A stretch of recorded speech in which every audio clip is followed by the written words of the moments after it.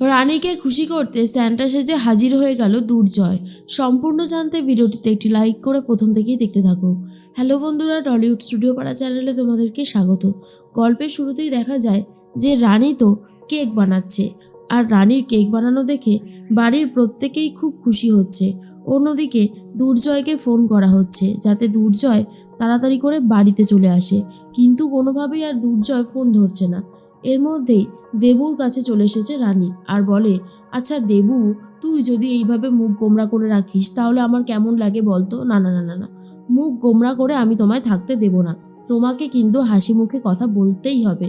দেখ দেবু, আমি যেমন এই বাড়ির বউ, তুইও তো তেমনি এই বাড়ির বউ। আর ভালোবাসা কি কখনো কম বেশি হয়? এরকম হতে পারে বল? আমাকে যেমন সবাই ভালোবাসে, ঠিক তোকেও তেমনই ভালোবাসে। তুই শুধু একটা ইনসিকিউরিটি ফিলে ভুগিস, আর কখনো এরকম বলবি না। এদিকায় এদিকায়, তোকে দিয়ে একটা কাজ করাবো, আয় বলছি।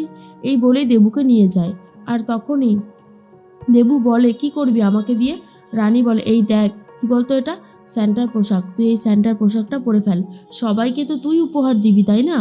অন্যদিকে রিতম ফোন করেছে দুর্জয়কে আর বলে, এ ভাই, আজকে একটু তাড়াতাড়ি চলে আয় না রে, এত সময় নিচ্ছিস কেন বলতো? না না, এটা কিন্তু তুই একদম ঠিক করছিস না, এত সময় নিলে চলবে না, তাড়াতাড়ি আয়। আর তখনই দুর্জয় বলে, আরে বাবা, কোথায় বা যাব? আর তাড়াতাড়ি যাবই বা কেন? কি হয়েছেটা কি? আর এক একজন ফোন করে এক এক রকমের কথা বলছে। কেউ বলছে কারেন্ট চলে যাবে, তাড়াতাড়ি আসতে, কেউ বলছে ঝড় আসবে, কেউ বলছে রাস্তা ঠিক হবে। সত্যি, তোরা আগে ঠিক করে নে কি বলবি, তারপরে বলিস, বলেই ফোনটা কেটে দেয়। এর মধ্যেই দুর্জয় ভাবতে থাকে, সবাই তো ফোন করছে, কই রানী তো একবারও ফোন করলো না, ব্যাপারটা কি হলো? তাহলে কি অন্য কিছু হচ্ছে? এর মধ্যেই দেবুকে সাজিয়ে দিচ্ছে স্যান্টা হিসেবে। আর রানী তখন বলে, বাকিটুকু তুই করে নে, আমি ওই দিকটা সাজিয়ে আসছি। দেবু তখন বলে, আচ্ছা। এরপর দেবু তো নিজে নিজেই সাজতে শুরু করে দেয়। অন্যদিকে অনিশাকে সবটা এখানকার খবর জানাবে বলে ফোন করতে থাকে পিঙ্কি বৌদি, কিন্তু কোনোভাবেই পিঙ্কির ফোন ওঠাচ্ছে না অনিশা। এরপর পিঙ্কি বৌদি বলে, দূর, এই মেয়েটাকে কখনোই ফোন করলে পাওয়া যায় না, একবারে ফোন বেজেই যাচ্ছে, কোথায় রয়েছে কে জানে। যাকগে, বাজুক, আমি বরং পরে আবার ট্রাই করব। এর মধ্যেই চলে এসেছে মিস্টার গুপ্তা আর বলে, কি ব্যাপার বেবি, এত বড় কেক কার জন্য? অনিশা তখন বলে, আসলে বেবি, আমার এক বন্ধু আছে তো, ক্রিসমাসে প্রত্যেক বছরই তার জন্য আমি কেক পাঠাই, এটা তার জন্যই। তখন মিস্টার গুপ্তা বলে, আচ্ছা আচ্ছা বেবি, বলছিলাম যে আমাদের বিয়ের কথাটা কত দূর এগোলো? দেখো, যতই কাজের ব্যস্ততা থাকুক না কেন, এই রোববার কিন্তু এটা নিয়ে কথা বলতেই হবে। রানী তো একদম ঠিকই বলেছিল, আর কত লেট করব আমরা? আমাদের তো আর লেট করার মতন কিছু নেই, তাই আমাদের যত তাড়াতাড়ি সম্ভব আমাদের কিন্তু বিয়েটা করে নিতে হবে। কি মাথায় ঢুকলো তো? তখন অনিশা বলে, আচ্ছা বেবি, তুমি একদম চিন্তা করো না, আমি এই ব্যাপারটাকে নিয়ে কথা বলবো বাড়িতে। এরপর মিস্টার গুপ্তা চলে যায়। অনিশা মনে মনে বলে, হ্যাঁ, আমি তোমার মতো বুড়ো ভামকে বিয়ে করব, কখনো না, কোনোদিনও না। আমি বিয়ে করব জয়কে। রানী আর জয়ের মধ্যে ডিভোর্স করিয়ে তারপরেই আমি জয়কে বিয়ে করব। এরপরে কেকটা নিয়ে বেরোতে যাবে, তখনই দেখ ফোনটা খুঁজতে থাকে আর বলে, এ কি, বড় বৌদি আমাকে ফোন করেছিল, আমি তো টেরই পাইনি। এরপর আবারও ফোন করতে থাকে বড় বৌদিকে, কিন্তু এইবার পিঙ্কি বৌদি আর ফোন ওঠাচ্ছে না। তখন অনিশা বলে, যা, এখন তো কোনোভাবেই আর পিঙ্কি বৌদি ফোন ওঠাচ্ছে না, থাক, পরে আবার ট্রাই করব। এর মধ্যেই দেবু তো রেডি হচ্ছে, আর ওইদিকে চারিদিকটা খুব সুন্দর করে সাজিয়ে ফেলেছে রানী, কুমু, বিনু, কুনু সবাই মিলে। আর জেঠু তখন বলে, সত্যি এই বাড়িটা কিন্তু ক্রিসমাসের দিন যেভাবে সেজে উঠেছে, আগে কিন্তু কখনো সেজে ওঠেনি, এবারে রানী আর দেবু আসার পরে খুব সুন্দর লাগছে, তাই না? শুক্লা তখন বলে, হ্যাঁ দাদা, এটা আপনি একদম ঠিক কথাই বলেছেন। বিপাশা তখন বলে, সত্যি কথা বলতে গেলে রানী আর দেবু আসার পর বাড়িটা একটা উৎসবে টোটালি পরিণত হয়েছে। খুব ভালো, খুব ভালো, এমন করে চালিয়ে যাও। এর মধ্যেই তখনই কুমু আর বিনু তখন বলে, আচ্ছা, বলছি যে সেই দুর্জয় কখন আসবে? ও না আসলে তো কেকটা কাটাই হবে না। এর মধ্যেই চলে এসেছে দুর্জয়। দুর্জয় এসেছে স্যান্টা সেজে, তাই কেউই চিনতে পারেনি। আর যেহেতু রানী ভেবেছিল দেবুকে তো স্যান্টা সাজিয়ে এসেছি, তাই দেবুই হয়তো এসেছে, কিন্তু না, এসেছে দুর্জয়। এরপর দুর্জয় সবাইকে সারপ্রাইজ দিতে থাকে। সবাই বুঝতেই পারেনি যে এসেছে দুর্জয়। এর মধ্যেই অনিশা কেক হাতে করে চলে এসেছে। আর অনিশাকে দেখার পর তখনই বড় বৌদি বলে, মানে পিঙ্কি বৌদি বলে, যা, অনিশা তো কিছু না জেনেই এখানে চলে এসেছে।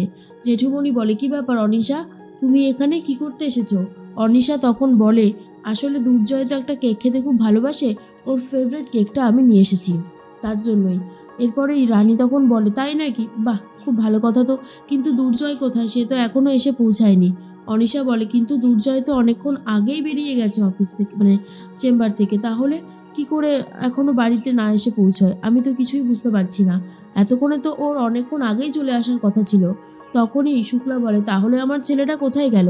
এরপরেই রানীকে সারপ্রাইজ দিতে নিজের গোঁফটা খুলে ফেলে, চুলটা খুলে ফেলে দুর্জয়। আর তখনই সবাই দুর্জয়কে দেখে অবাক হয়ে যায় যে দুর্জয় কিনা স্যান্টা সেজে এসেছে।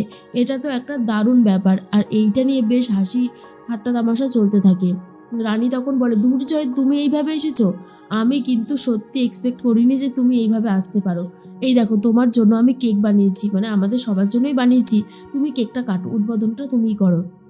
দুর্জয় বলে, বেশ, তুমি যখন বলছো তাহলে তো সেটা আমি করতেই পারি। এরপর কেকটা কেটে খেয়ে বলে, বাহ, তুমি তো দারুণ সুন্দর কেক বানিয়েছো, কোনো কথা হবে না। এত সুন্দর কেক তো আমি কখনো খাইনি। এরপর সবাই মিলে সেই কেকটা খেতে শুরু করে। অনিশা তখন বোকার মতো দাঁড়িয়ে রয়েছে হাতে কেক নিয়ে, আর বলে, এটা কি হলো? এই রকমভাবে ইনসাল্ট তো আমি কোনোদিনও হইনি। আর তার মধ্যেই অনিশাকে বলতে থাকে পিঙ্কি বৌদি, এই অনিশা, তোমাকে তো আমি অনেকবার ফোন করছিলাম, তুমি ফোনটা ধরলে না কেন? অনিশা তখন বলে, বড় বৌদি, আমিও তোমাকে ফোন করেছি, তুমিও তো ফোনটা ধরোনি, দেখো তোমার ফোনটা। এরপর পিঙ্কি বৌদি বলে, এখানে তো নাচ গান চলছিল, তাই শুনতে পাইনি, সেই জন্যই ফোনটা ধরতে পারিনি। দেখেছো তো, এখানে রানী আগে থেকেই সমস্ত প্ল্যান সাজিয়ে রেখেছে। এখন তোমার প্ল্যান ওর কাছে কখনোই টিকবে না। এর মধ্যে অনিশা প্রচণ্ড রেগে যায় আর বলে, এটা ঠিক হলো না। রানী, তুমি প্রত্যেকটা পদে পদে আমাকে গোল দিচ্ছ তো? এর পরের বার যে গোলটা আমি তোমাকে দেব, সেটা আর জাস্ট সহ্য করতে পারবে না।